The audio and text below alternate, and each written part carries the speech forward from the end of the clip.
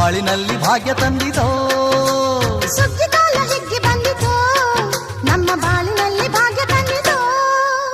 ಧಾನ್ಯದ ರಾಶಿಯ ಎಲ್ಲೆಡೆ ಚೆಲ್ಲುತ್ತಾ, ಧಾನ್ಯದ ರಾಶಿಯ ಎಲ್ಲೆಡೆ ಚೆಲ್ಲುತ್ತಾ, ಭೂಮಿ ತಾಯಿ ಕಾಳು ಕೊಟ್ಟಳು, ನಮ್ಮ ಹೊಟ್ಟೆ ತುಂಬ ಅನ್ನ ಬಿಟ್ಟಳು.